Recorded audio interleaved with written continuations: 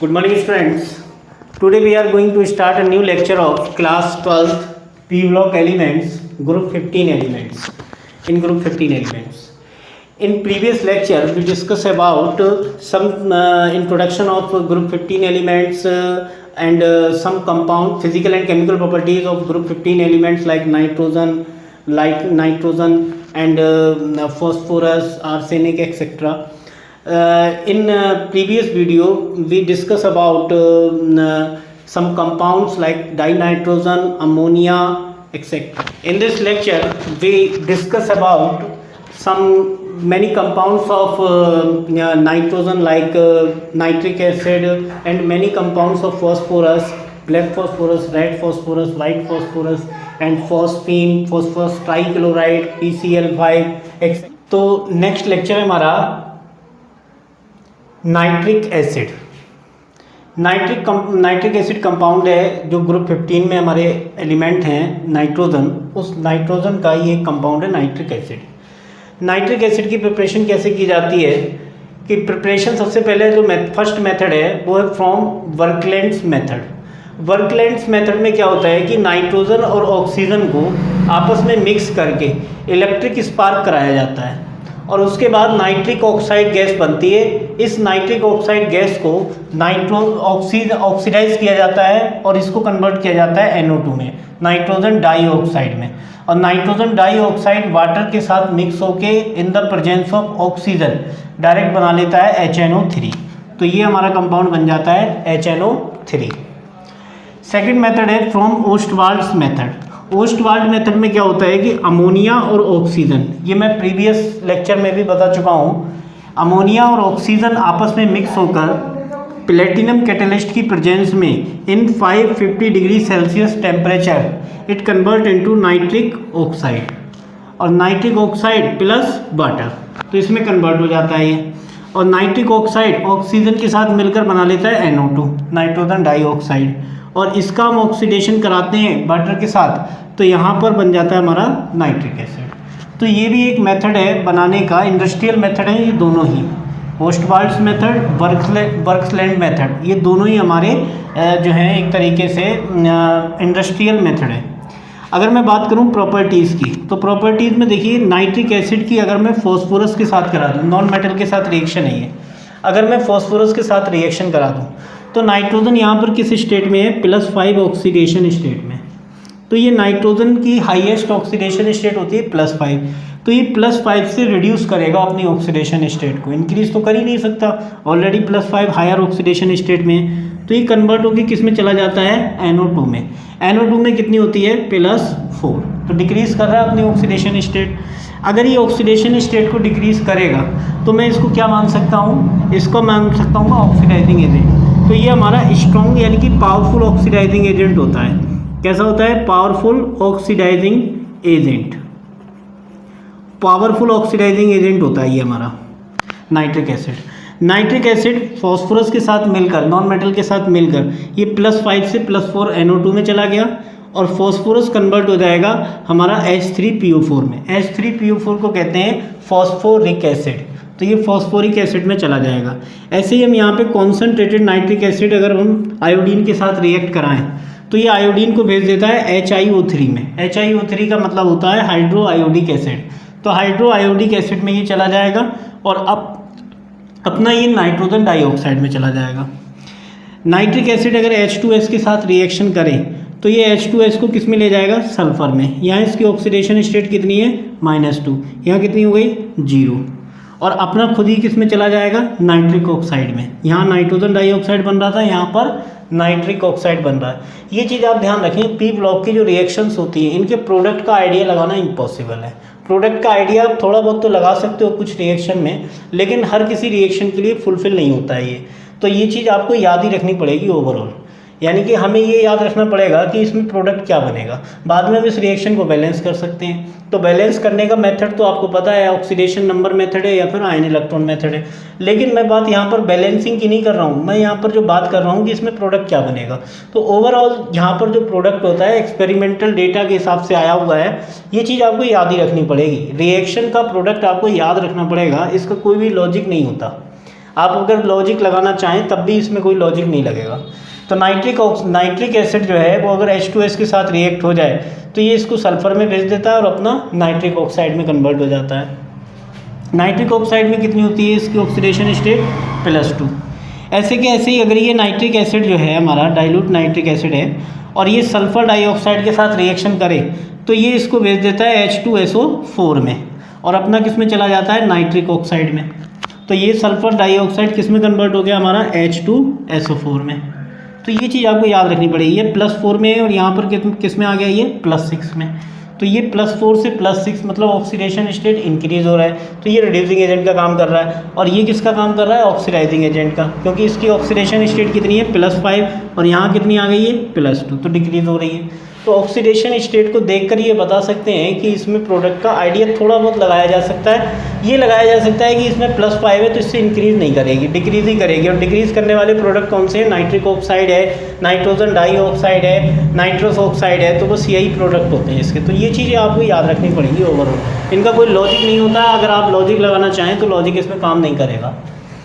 अब बात कर रहा हूँ मैं मेटल्स के साथ रिएक्शन की। अगर मैं डाइल्यूट HNO3 की रिएक्शन लेड मेटल से करा दूँ तो लेड मेटल से कराने पर ये लेड को भेज देता है किसमें PbNO3 मतलब लेड नाइट्रेट में। अब लेड की यहाँ ऑक्सीडेशन स्टेट तो है 0 और यहाँ पर चला गया तो ये कितनी हो गई +2, तो इंक्रीज़ कर रही है। और अपना ये किस में चला गया +5 से, अपना ये +5 से चला गया हमारा +2 में, तो ऑक्सीडेशन स्टेट यहाँ पर डिक्रीज़ हो रही है।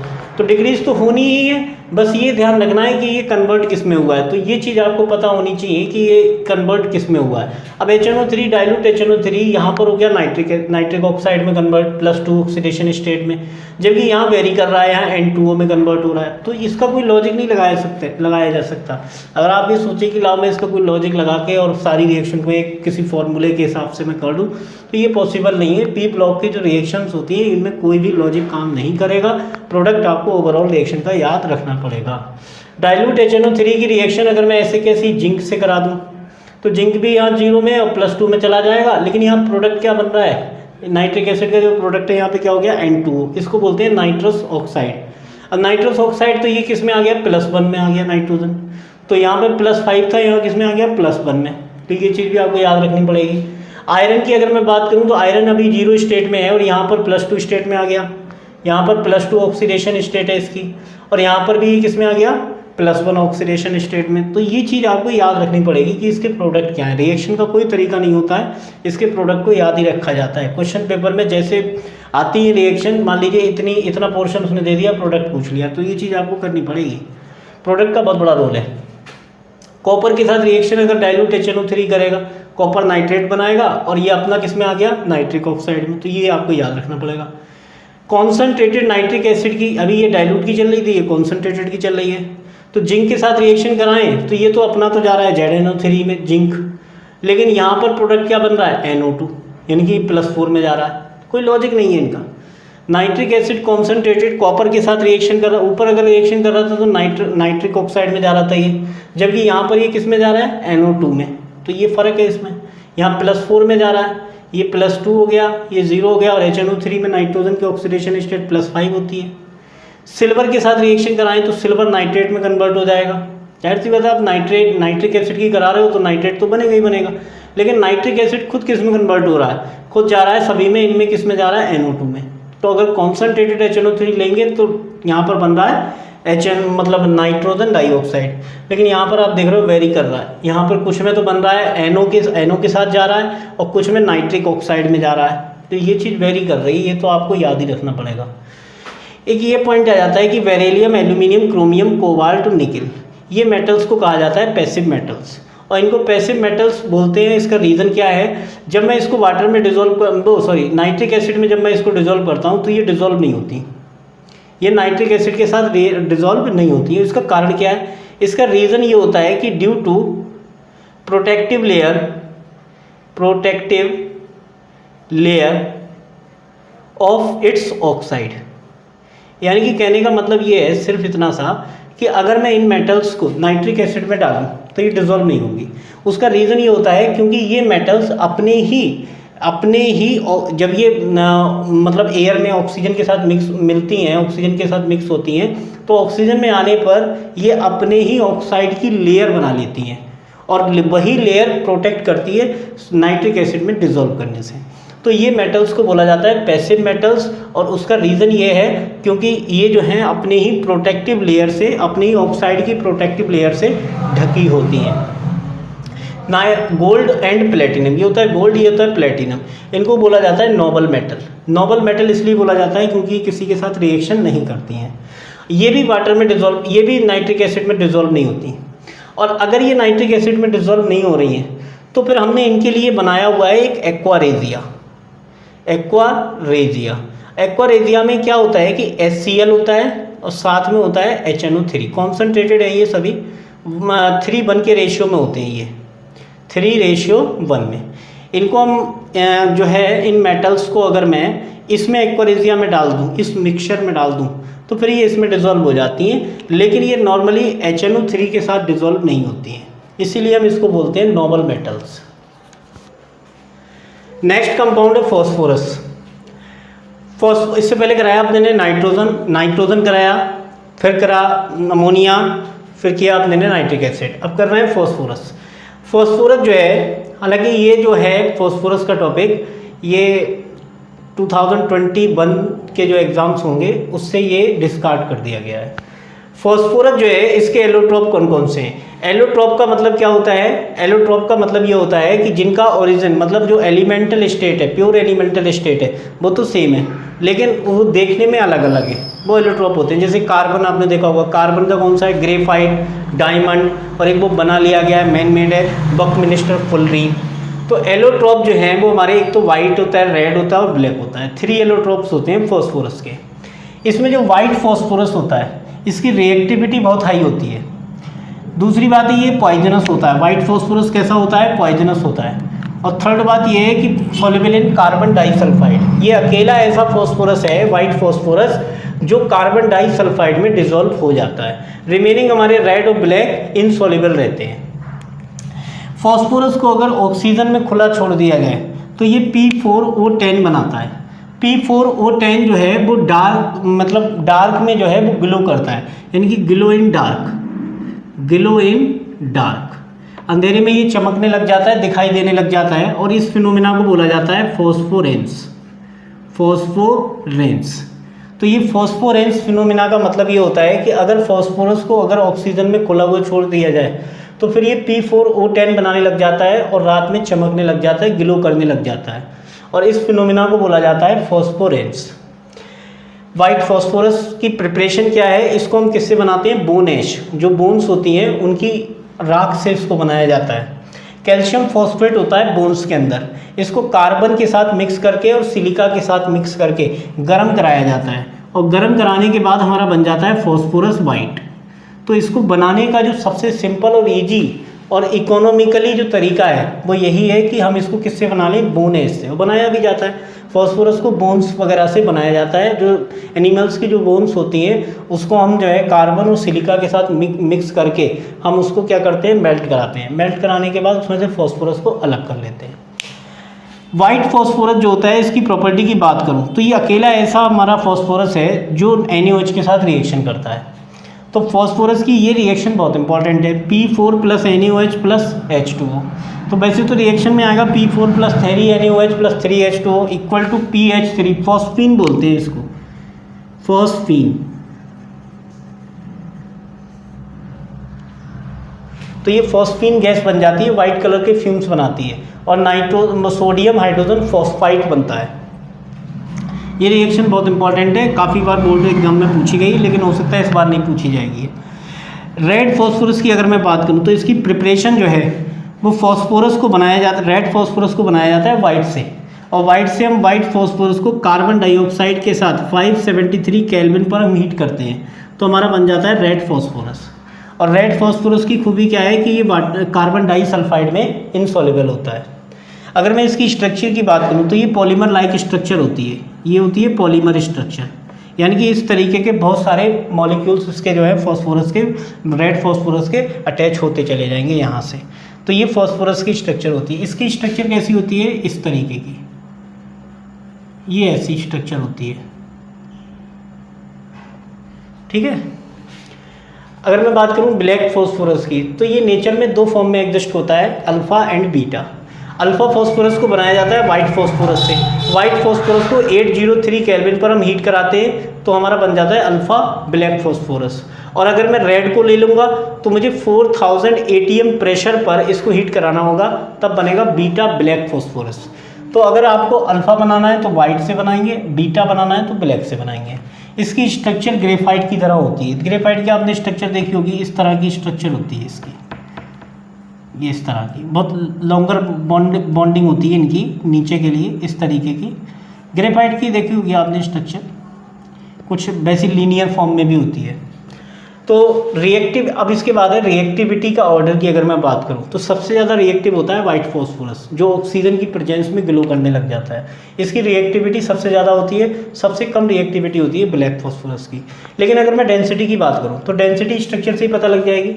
यहाँ पर अगर मैं बात करूँ सबसे ज़्यादा डेंसिटी है ब्लैक फॉस्फोरस की, क्योंकि ये पॉलीमर लाइक स्ट्रक्चर, मतलब एक तरीके से बहुत ज़्यादा कॉम्प्लेक्स स्ट्रक्चर हो जाती है। ग्रेफाइट की होती भी कॉम्प्लेक्स स्ट्रक्चर है, तो कॉम्प्लेक्स स्ट्रक्चर होने की वजह से डेंसिटी सबसे ज़्यादा होती है। इसकी उससे कम होती है, सबसे कम होती है अकेले P4 की, वाइट फॉस्फोरस की। तो ये इनका डेंसिटी का ऑर्डर है, इसको देख लें। तो नेक्स्ट है हमारे पास कंपाउंड ऑफ फॉस्फोरस। अभी हमने फॉस्फोरस देखा, अब हम देख रहे हैं compound of phosphorus. First compound है हमारा फॉस्फीन। फॉस्फीन का फॉर्मूला होता है PH3। तो PH3 को बनाने का प्रिपरेशन क्या है इसकी, सोडियम फॉस्फाइड से वाटर की रिएक्शन कराई जाएगी। जब सोडियम फॉस्फाइड वाटर के साथ रिएक्ट होगा तो यहाँ पर क्या बन जाएगा PH3, और PH3 के साथ में यहाँ क्या बन जाएगा 3NaOH। इसी तरीके से कैल्शियम फॉस्फाइड है, कैल्शियम फॉस्फाइड वाटर के साथ रिएक्शन करेगा और यहाँ पे बनाएगा 2PH3 + 3CaOH होल ट्वाइस। तो ये बनेगा। तो कैल्शियम फॉस्फाइड या सोडियम फॉस्फाइड, ये फॉस्फाइड के हाइड्रोलाइसिस करा के हम फॉस्फीन बनाते हैं। दूसरा हमारे पास मेथड है फॉस्फोनियम आयोडाइड। तो ये फॉस्फोनियम आयोडाइड NaOH के साथ रिएक्ट होगा, ये Na के साथ मिक्स होकर Na बनाएगा, PH3 से एक हाइड्रोजन रिप्लेस होगा और यहाँ H2O बनेगा और ये बन जाएगा हमारा PH3 फॉस्फीन। तो फॉस्फोनियम आयोडाइड NaOH के साथ रिएक्ट करके फॉस्फीन बनाता है। फॉस्फोरस की अगर मैं NaOH के साथ रिएक्शन करा दूँ, NaOH सॉल्यूशन के साथ रिएक्शन करा दूँ तो क्या बनता है फॉस्फीन। ये बहुत इंपॉर्टेंट मेथड है, सबसे ज़्यादा इंपॉर्टेंट यही मेथड होता है। प्रॉपर्टीज़ की अगर मैं बात करूँ तो जो फॉस्फीन होता है ये कलरलेस है।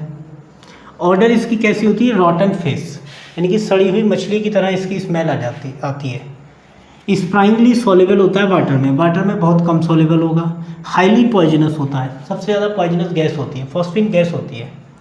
अगर मैं बात करूँ फॉस्फीन की HI के साथ रिएक्शन करा दूँ प्रॉपर्टीज़ में, तो यहाँ पर ये फॉस्फोनियम आयोडाइड बन जाएगा। इसका नाम होता है फॉस्फोनियम आयोडाइड, ये बन जाएगा हमारा। अगर मैं फॉस्फीन की क्लोरीन के साथ रिएक्शन कराऊँ तो फॉस्फोरस ट्राईक्लोराइड बनेगा PCl3 यहाँ पर बनेगा। बाकी ये HCl बैलेंस हो जाएंगे, ये आपके यहाँ पर आपके हो गए 3HCl, तो यहाँ पे 336, तो यहाँ पे कर देता हूँ 3। कॉपर सल्फेट के साथ अगर फॉस्फीन रिएक्शन करेगा तो बनाएगा कॉपर फॉस्फाइड। इसका नाम क्या होता है, कॉपर फॉस्फाइड।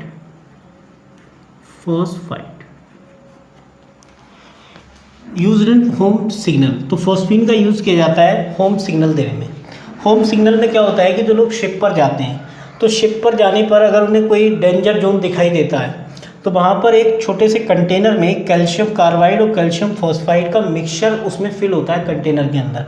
वो इस कंटेनर को लेकर जाते हैं, इस कंटेनर के अंदर ये दोनों कंपाउंड का मिक्सचर होता है। तो इस कंपाउंड का जो कंटेनर है उसको ढक्कन खोलकर ये उसको बाहर फेंक देते हैं पानी में। तो वाटर में जाकर ये जो कैल्शियम फॉस्फाइड है ये वाटर में जाएगा। जब ये वाटर में जाता है तो फॉस्फीन गैस बनाता है, जबकि ये वाटर में जाता है तो एसिटिलीन गैस बनाता है। तो यहाँ फॉस्फीन गैस बनने लग जाती है और इसकी वाइट फ्यूम्स जो होती हैं वो रिंग फ्यूम्स होती हैं, वो जो सी होता है उसकी सरफेस पर दूर से दिखाई दे जाती हैं। तो एक तरीके से ये सिग्नल देने का काम करता है। इसकी वाइट फ्यूम्स होती हैं, वाइट फ्यूम्स, रिंग फ्यूम्स होती हैं, रिंग बनाती हुई फ्यूम्स निकलती हैं जो कोई भी दूर से इन फ्यूम्स को देख सकता है। तो एक तरीके से इसका जो यूज़ किया जाता है वो फोम सिग्नल देने में किया जाता है। PCl3 की अगर मैं बात करूँ, फॉस्फोरस ट्राईक्लोराइड की, ये इसका नेक्स्ट कंपाउंड है। तो फॉस्फोरस ट्राईक्लोराइड को प्रिपेयर किया जाता है। इसकी स्ट्रक्चर की बात अगर मैं करूँ तो PCl3 की जो स्ट्रक्चर होती है वो कुछ इस तरीके की स्ट्रक्चर होती है। मैं यहाँ पे बना दूँ आपको Cl, और एक इसके पास लोन पेयर भी होता है, ठीक है ना। तो ये स्ट्रक्चर होती है, ये ट्राइगोनल प्लेनर स्ट्रक्चर है, ट्राइगोनल प्लेनर स्ट्रक्चर। हाइब्रिडाइजेशन इसका कितना होता है, sp3 ये होता है। अगर मैं इसकी बात करूं तो इसको बनाया जाता है फॉस्फोरस की क्लोरीन के साथ रिएक्शन करा के। जब फॉस्फोरस क्लोरीन के साथ रिएक्शन करता है तब PCl3 बनता है। एक और मेथड है, फॉस्फोरस को अगर थायोनाइल क्लोराइड के साथ रिएक्ट कराया जाए तो बनेगा, पहले नंबर क्या बनेगा, PCl3। और अगर इस PCl3 की रिएक्शन में वाटर से करा दूँ तो बन जाएगा फॉस्फोरस एसिड। ये होता है फॉस्फोरस एसिड। तो फिर ये ऑब्टेन होने लग जाता है। तो हमें तो ये PCl3 बनाना है तो यहीं पर स्टॉप करना पड़ेगा। ये तो नेक्स्ट स्टेप है उसका। अगर मैं PCl5 को बनाना चाहूँ तो PCl5 की जो स्ट्रक्चर है उसको यहाँ ड्रॉ कर देता हूँ मैं। ये हो गया आपके इक्वेटोरियल बॉन्ड, ये लॉन्गर होते हैं एक्सियल बॉन्ड। अब यहाँ पर इसके मैं अगर बात करूँ स्ट्रक्चर की, तो स्ट्रक्चर इसकी होती है, ये तो हो गई ट्राइगोनल, और ये हो गई पिरामिडल। अगर मैं हाइब्रिडाइजेशन की बात करूं तो 5 है इसके बाद बॉन्ड पेयर, तो sp3 डिहाइब्रिडाइजेशन होगा। यहाँ पर एंगल कितना होगा, 120 का, जबकि यहाँ पर एंगल कितना होगा, 90 डिग्री का। ये होता है, यहाँ पर एंगल 120 का ही रहता है, थोड़ा कम हो जाता है 120 से, क्योंकि लोन पेयर होता है ना। अगर मैं PCl3 से इसको बनाना चाहूँ तो PCl3 की क्लोरीन के साथ रिएक्शन कराऊंगा तो PCl5 बन जाएगा। ऐसे कैसी मैं फॉस्फोरस की अगर थायोनाइल क्लोराइड के साथ रिएक्शन कराऊंगा तब भी हमारा PCl5 बन जाएगा, जैसे इसमें बना है P4 + Cl2 = PCl3, और इस वाले में PCl3 बना, और इस PCl3 की रिएक्शन फिर क्लोरीन से करा के PCl5 को बनाया जा सकता है। तो ये मेथड है इसके बनाने के।